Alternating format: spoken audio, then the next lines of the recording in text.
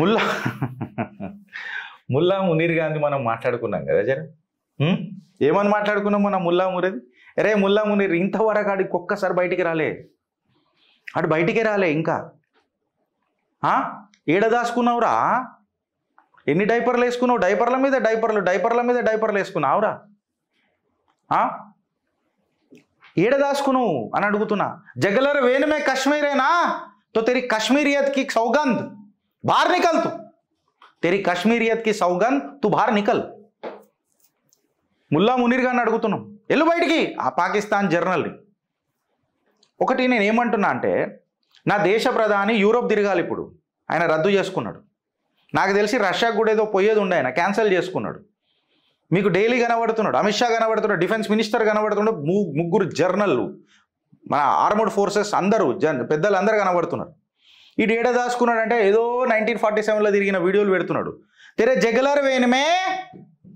జగలర్ వేణుమే కశ్మీర్ తానా are హమారే జగలర్ వేణుమే అఖండ భారత్ ఉంటుంది.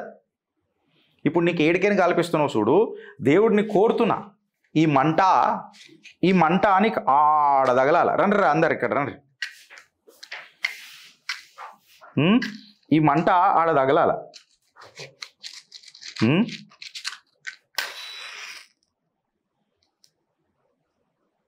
రెండు కాల్చాలి కదా.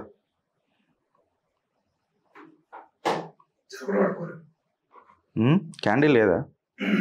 చెయ్యి మీద పడుతుంది నాకు అది. దీనికి పెట్టు. ఇగో ఈ దివాళీ మీకోసమా? ఈ దివాళీ అబ్సల్యూట్లీ మీకోసమే అంటున్నా. ఈ దివాళీ అరే ముల్లా మునీర్గా ఇది నీకే అంకితం చేస్తున్నా.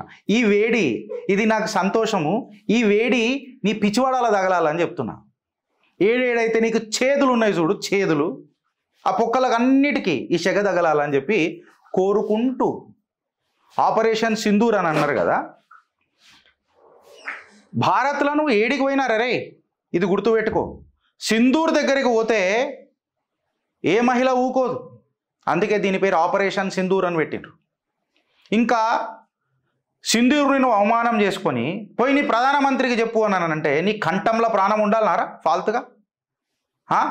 అరే ఈ నేల ఎంత గొప్పదనంటే, ఈ పవిత్ర పావనమైన నా భారత్ ఎంత గొప్పదంటే, సాక్షాత్తు యమధర్మరాజు నుంచి తన పతిదేవుల ప్రాణాల కోసం పోరాడిన మహిళా శక్తుల నేలరా ఇది. ఇది గుర్తుపెట్టుకో. సాక్షాత్తు యముడితోనే నా పతి ప్రాణాలు మీరు ఎట్లా హరిస్తారు, అట్లాంటి సింధూర్ కోసము యమధర్మరాజునే ఇబ్బంది పెట్టిన మహిళా మూర్తులు, మహిళా శక్తులను ఇవాళ మీరు అవమానిస్తారా? అదే ఆపరేషన్ సింధూర్ ఇవాళ మీ కుటుంబాలను. మసూద్ అజర్ ఎట్లేడిచిండు నిన్న, మసూద్ అజర్ ఎట్లేడిచిండు? నాకు ఆనందం అవుతున్నది అలా ఏడుస్తే. నువ్వు మంది కుటుంబాలను గెలుకుతావు, మంది సింధూర్లను గెలుకుతావు, నువ్వు కుటుంబాలను నాశనం చేస్తావు, అలా పిల్లలను చంపుతావు, చెప్పి మరీ చంపుతావు. నిన్ను మళ్ళీ మేము యాక్సెప్ట్ చేయాలి. వీళ్ళు వచ్చి యుద్ధం అవసరమా అని అంటారు చూడు, వీళ్ళని ఏం చేయాలని నేను మీకు చెప్తున్నా. సింధూర్ అనేది ఎంత గొప్ప టాపికో ఒక మహిళకు, అది మాటలలో వ్యక్తం చేస్తే కాదు. And operation Sindoor my dear friends, and operation Sindoor ఇవాళ భారత్ లైన్ దాటింది. లైన్ దాటకుండానే లైన్ దాటి బద్దలు వలగొట్టింది, పాకిస్తాన్ని లైన్లో పెట్టింది. కరెక్టా కాదా?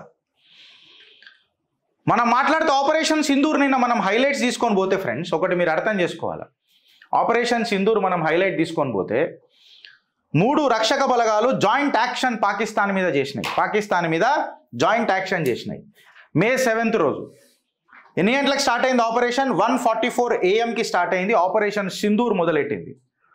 Military strike army, navy, air ఫోర్స్ని మొదలెట్టింది. టెర్రరిస్ట్ ఇన్ఫ్రాస్ట్రక్చర్ పాకిస్తాన్ని టార్గెట్ చేసింది. Absolute precision guided missiles. I never fail to plan because I never plan to fail అనే ఒక సామెత మీ అందరికీ గుర్తు రావాలి ఇంగ్లీష్లో. ఆ ప్లానింగ్ అంతా కంట్రోల్డ్ స్టేట్లో ఉండే. ప్రిసిషన్ గైడెడ్ పెట్టిండ్రు. తర్వాత 9 టెర్రరిస్ట్ ఫ్లైట్లను 25 నిమిషాలల్లా కేల్ ఖతం చేసి పడేసిండ్రు. కేల్ ఖతం అంటే ప్లానింగ్ ఎంత పర్ఫెక్ట్ ఉండనో చూడండి మీరు.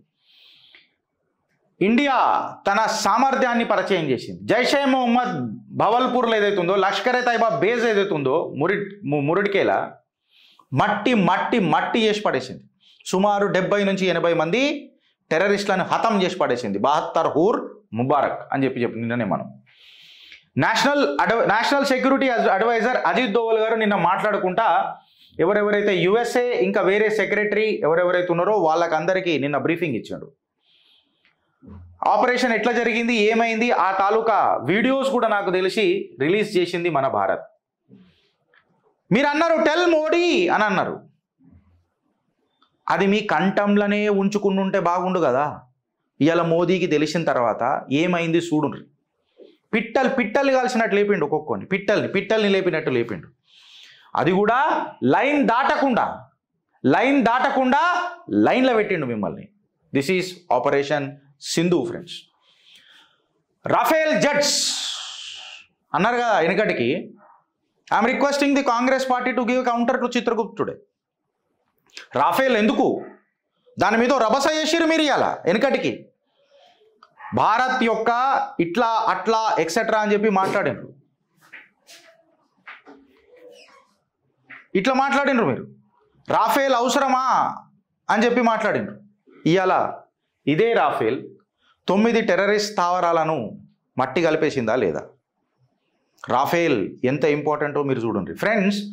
400 కిలోమీటర్స్ టు 450 కిలోమీటర్స్ లైన్లకు తీసుకుంటుంది మొత్తం ఇది రాఫేల్. అది 4.5 జనరేషన్ స్టెల్త్ ఫైటర్ జెట్ అని అంటారు దీన్ని. 6th జనరేషన్ ఫైటర్ జెట్ ఇవాళ మన JF-17 ఏదైతే ఉండేనో పాకిస్తాన్ది మట్టిలో కలిసిపోయింది మన దాడికి. You are getting the sources as well. మీకు సోర్సెస్ కూడా కనబడుతున్నాయి ఇవాళ. 4.5 జనరేషన్ ఈ రాఫేల్ మనకి ఎంత ఇంపార్టెంటో చూడుండ్రి. మళ్ళీ వెనకటికి ఏ పార్టీ దీన్ని వ్యతిరేకించిందో మీ అందరికీ తెలుసు. ఏ చైనీస్ ఒప్పందం వల్ల దీన్ని మనం వద్దనుకున్నామో ఏ పార్టీయో. నేను ఇలా రాహుల్ గాంధీని అడుగుతున్నా, రాఫేల్ 1, 2, 3, 4 అని చెప్పిండ్రు. దాని తర్వాత మళ్ళీ మీరు మాట్లాడలేకపోయినరు. సుప్రీంకోర్టు తీర్పులు కూడా వచ్చినాయి. క్లోజ్డ్ కవర్ సీల్డ్ కవర్లలో జడ్జిమెంట్లు నడిచినాయి దీనివి. ఇవాళ రాఫేల్ మన భారతదేశాన్ని ఎంత ముంగట పెట్టిందో, యుద్ధ నీతిని ఎట్లా ముంగటికి తీసుకుపోయిందో మీరు చూడండి. ఇవాళ ఒక కొత్త న్యూస్ ఏందనంటే భారత్, మళ్ళీ ఇది ఇప్పటిదాకా వచ్చిన రూమర్ సోషల్ మీడియాలలో, I stand corrected with my data, 28,000 క్యూసెక్ల వాటర్ని చేనాబ్ రివర్ నుంచి 24 గంటల పాటు మళ్ళీ బ్లాకేడ్ చేసి ఇడిచేసిందట. మళ్ళీ ఒక వార్ డైమెన్షనల్, అంటే మనం 6 డైమెన్షనల్ వార్ అనుకున్నాం కదా, మళ్ళీ మొదలెట్టిందట. ఇది పాతదా కొత్తదా అనేది నేను వెరిఫై చేయాలా, but I stand corrected with my data. Manoj Naravane ex army chief అభి పిక్చర్ బాకీ హే అని చెప్పి నిన్న ట్వీట్ కొట్టిండు.